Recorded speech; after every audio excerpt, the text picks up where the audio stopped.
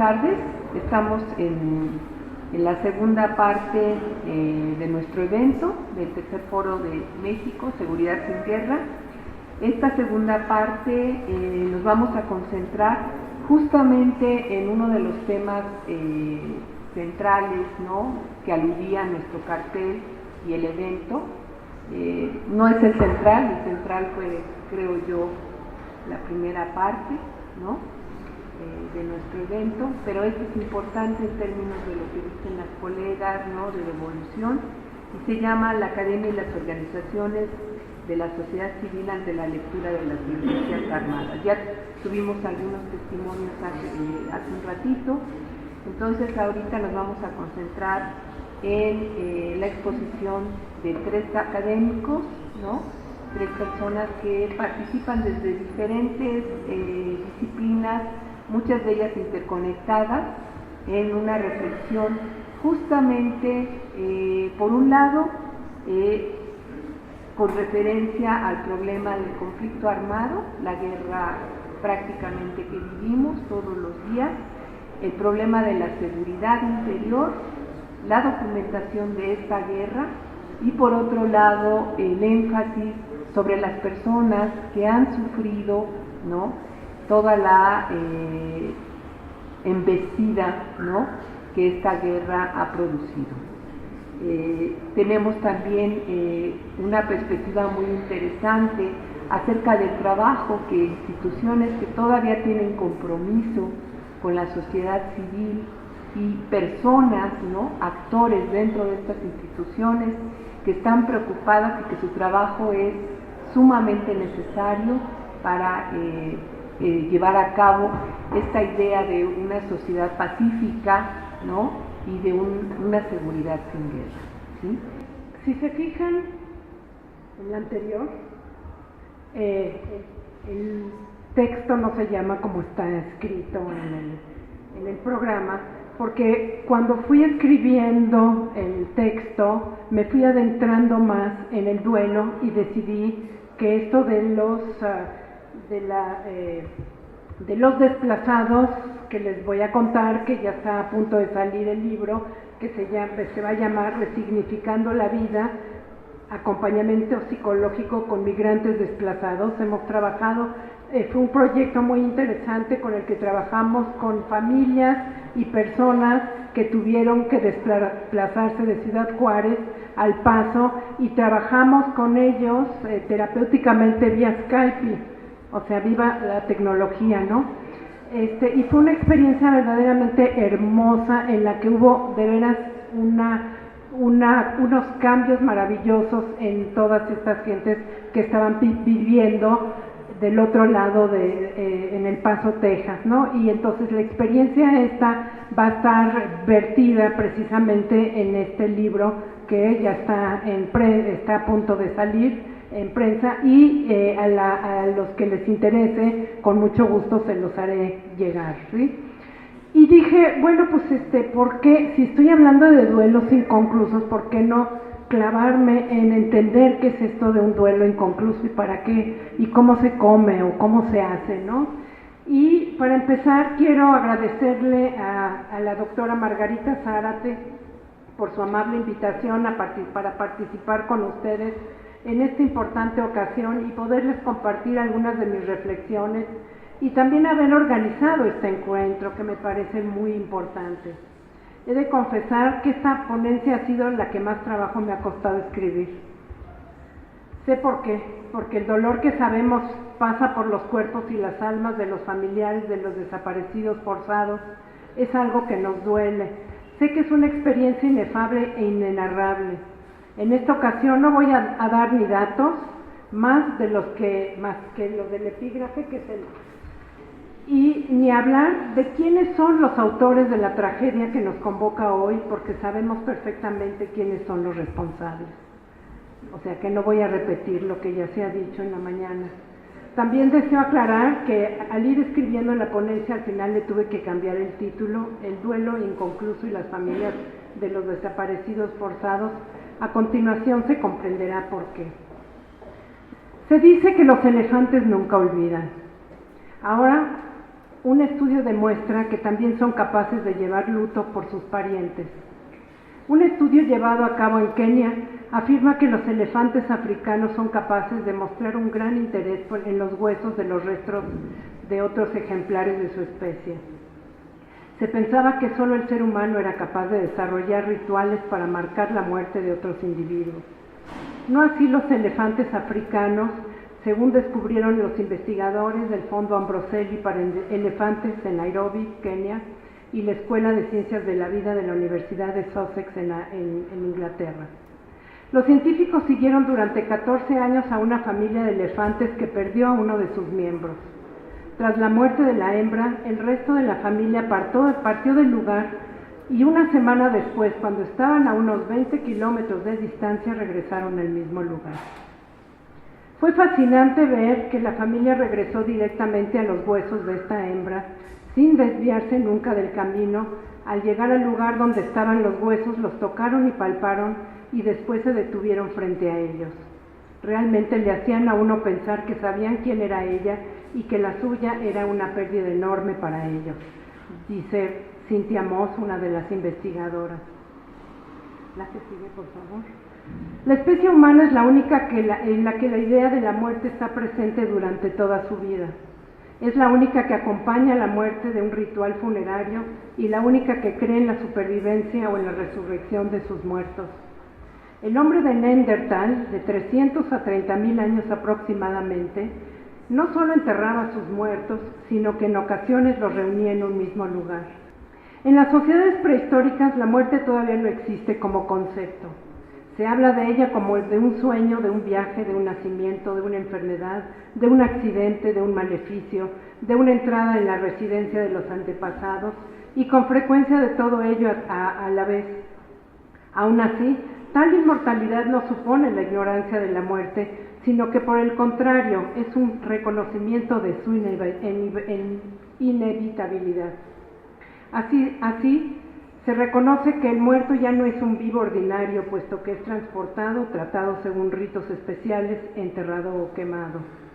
Los funerales, de los que la sepultura no es más que uno de los resultados, al mismo tiempo que constituyen un conjunto de prácticas que a la vez consagran y determinan el cambio de estado del muerto, institucionalizan un complejo de emociones, reflejan perturbaciones profundas que una muerte provoca en el círculo de los vivos. La muerte de un ser querido necesariamente deviene en duelo. Etimológicamente, duelo proviene del latín dolus, que significa dolor, pena, aflicción. Además de dolor, el duelo ante un muerto provoca incredulidad en la medida en que nuestra cultura está apartada de la naturalidad de la muerte. Así, entendemos al duelo como un proceso sucesivo y paulatino con respecto a la pérdida de un ser amado, por medio del cual el sujeto logra desprenderse, elaborar y aceptar progresivamente dicha pérdida. La etnología nos ha mostrado que la presencia imperativa del grupo aniquila, rechaza, inhibe o adormece la conciencia y el horror de la muerte, como bien mostraron hoy en la mañana las dolientes. Los rituales funerarios han sido bastante diversos. Por ejemplo, en las Islas Andamán, después de una muerte, los indígenas abandonan el poblado durante muchos meses, colgando en su interior guirnaldas de hojas para advertir al extraño del peligro. Solo regresan cuando la osamenta está putrefacta, celebrando entonces la ceremonia familiar con la que se da por terminado el duelo. El duelo permite elaborar en forma compleja el sentido de una comunidad política, comenzando por poner en primer plano los lazos que cualquier teoría sobre nuestra dependencia es fundamental. El duelo lleva inscrita la desposesión fundamental, dice Butler. De algún modo, en las sociedades actuales vivimos con una gran vulnerabilidad ante el otro, una vulnerabilidad ante estos repentinos y azarosos sucesos venidos de otra parte que no podemos prevenir. Además, esta vulnerabilidad se exacerba bajo ciertas condiciones sociales y políticas, especialmente cuando la violencia es una forma de vida y los medios de autodefensa son limitados. Elaborar el duelo y transformar el dolor en un recurso político es de alguna manera el identificarnos, como diría Susan Sontag, con el dolor de los demás. Estamos presenciando cómo en menos de un siglo la percepción social de la muerte se modificó profundamente. La gente sentía la muerte más cercana, la personal y la de los demás. Hoy la muerte cambió de manos en nuestra sociedad de consumo. Los especialistas y los tanatócratas son sus dueños. Estos nuevos amos de la muerte practican su arte en los hospitales y las salas secretas de las funerarias. Nuestra sociedad es, pues, una víctima de la expropiación de la muerte después de una lógica de expropiación de la salud. A mediados del siglo XX, la muerte se ha convertido en un fallo o fracaso de la sociedad que valora la juventud, la salud, el éxito y el tener. La muerte se convierte en un objeto de la sociedad de mercado. Como era la tecnología, con la era de la tecnología, el proceso de la muerte se retrasa, los límites entre la vida y la muerte aparecen más inciertos. La muerte aparece como un fallo técnico inaceptable. El acto de morir no es público como en la antigüedad, pero se convierte en privado, oculto y solitario. Los cadáveres se dejan a los profesionales. Tratamos de disipar la naturaleza trágica de la muerte. Es importante y quiero esclarecer una idea que traigo, entre la diferencia que existe entre víctima y sobreviviente. La antropóloga Kelly McKinney afirma que si vemos a la persona como víctima, más que como sobreviviente, la víctima implica que nada se puede hacer o cambiar, y niega la capacidad de supervivencia y las experiencias previas y posteriores a la persona. Para que se rompa la conspiración del silencio, el sobreviviente debe contar la historia a alguien que a través de la escucha perceptiva da testimonio tanto del trauma del sobreviviente como el del acontecimiento histórico traumático. En otras palabras, la sobrevivencia es la capacidad de hombres y mujeres de vivir bajo la presión de crisis prolongadas que conlleva un sostenido y terrible daño en sus vidas y sin embargo están ahí sufriendo, siendo aún humanos. Su testimonio revela un mundo injusto y cruel, pero también un mundo en el que hacerse escuchar es un actuar de estos hombres y mujeres que todavía permanecen en el mundo de los vivos. El sobreviviente es la figura que emerge entre aquellos que luchan por la vida. Lo que les alivia es el vínculo social, la reciprocidad y el compartir el sufrimiento de los semejantes y a los semejantes, la resistencia colectiva que mantiene la dignidad y el sentido ético vivo. Por su parte, Isidoro Berenstein indica que el duelo produce un lugar vacío, señala la necesidad imperiosa de un otro que si desaparece por un acontecimiento traumático, produce un estado vaciado de significación, de diferenciación, de separatividad con los otros. Este acontecimiento traumático genera una modificación en la que se instala una nueva subjetividad e intersubjetividad. Por otra parte, Robert Storolos considera que el duelo sería aquella situación que genera la experiencia de un afecto intolerable que no se explicaría solo por la cantidad o intensidad de la experiencia de los sentimientos de dolor provocados por la pérdida, sino que es necesario tener presente los sistemas de relaciones que existían con la persona que ya no está. Señala además el carácter singular de la experiencia y que la relación que se tenía con esa persona no puede ser reemplazada por otra. Así, el duelo siente una pérdida catastrófica que altera permanentemente su sentido de estar en el mundo. Se produce una destrucción masiva de la vida cotidiana que compartía con el que ha perdido, y esto lo llevaría a sentirse inmerso en una realidad aleatoria e imprevisible, en la que su seguridad y continuidad no serían garantizados. En este sentido, el mundo de las personas traumatizadas es inconmensurable respecto al de los otros. Se produce una grieta en la herida. El dolor de perder a un ser querido se debe pues a la distancia que existe entre el sujeto desgarrado y la imagen demasiado viva del desaparecido. y si el duelo se eterniza en un estado crónico, paraliza la vida de la persona y se queda en estado de duelo durante varios años. Esto refiriéndonos a la gente que tiene tal cantidad de miedo para denunciar que es un duelo inconcluso y está muy paralizada. Ahora bien, no es nada más la ausencia del otro lo que duele, sino los efectos en el sujeto doliente que vive dicha ausencia. La pregunta es, ¿qué se pierde cuando se pierde? ¿Cómo y cuándo se pierde? ¿Y a quién se pierde? Las fases del duelo, que no las voy a leer, que allí están claras porque tengo el tiempo limitado, y un marco sistemático evolutivo para la comprensión del duelo está basado en los siguientes supuestos.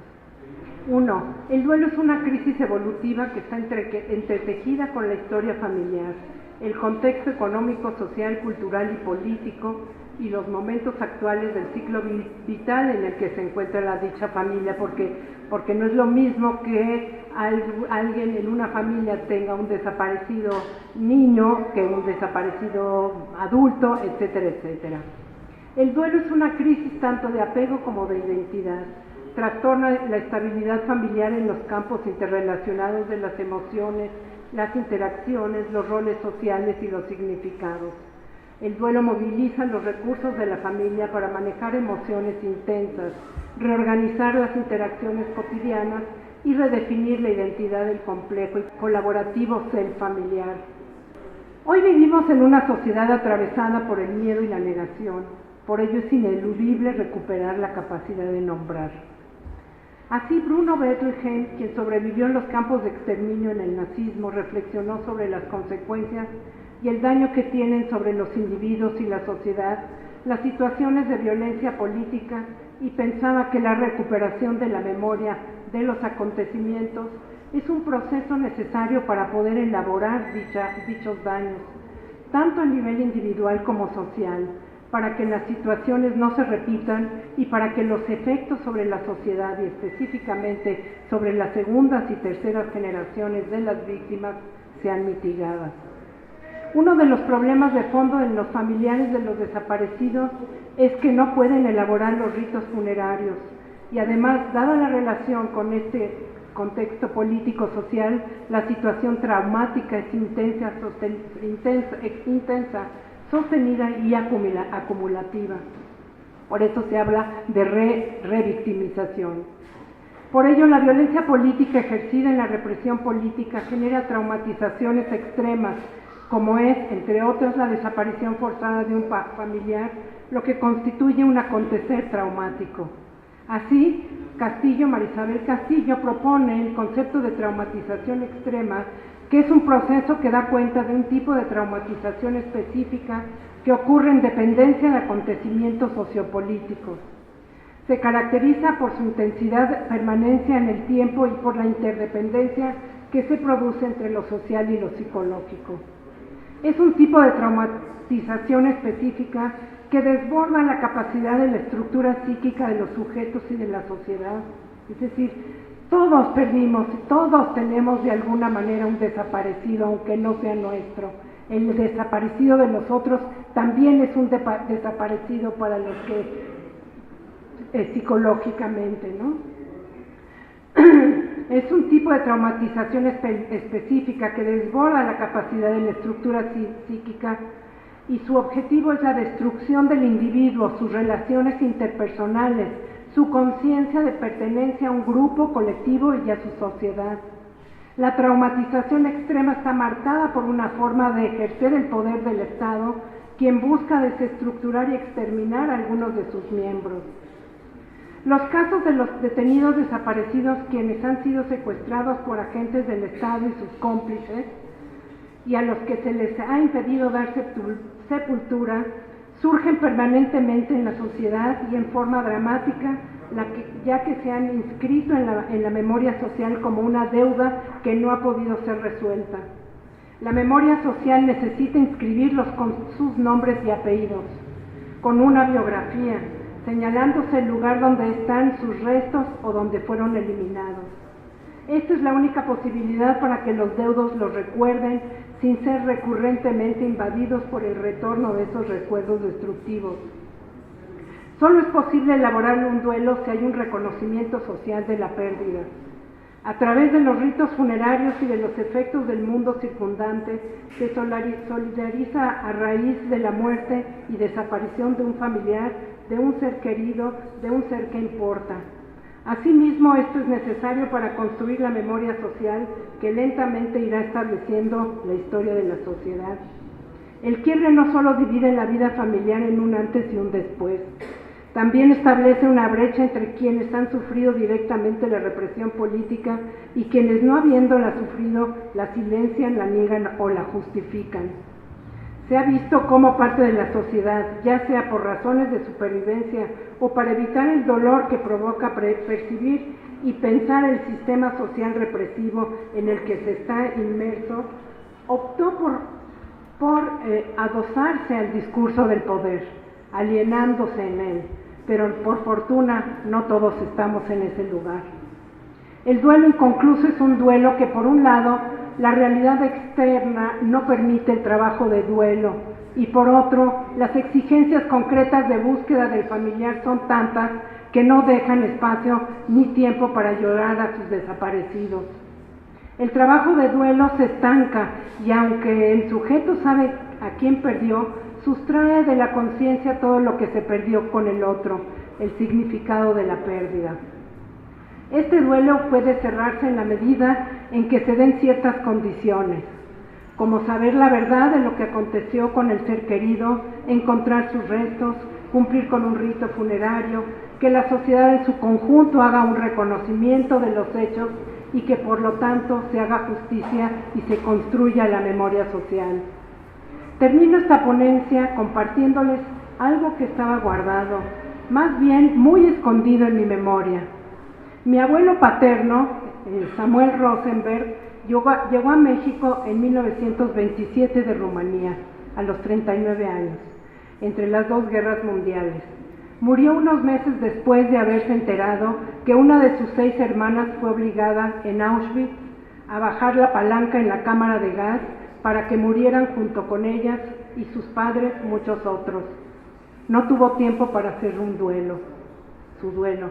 Fue un duelo inconcluso el que se llevó y lo llevó a la tumba. Muchas gracias.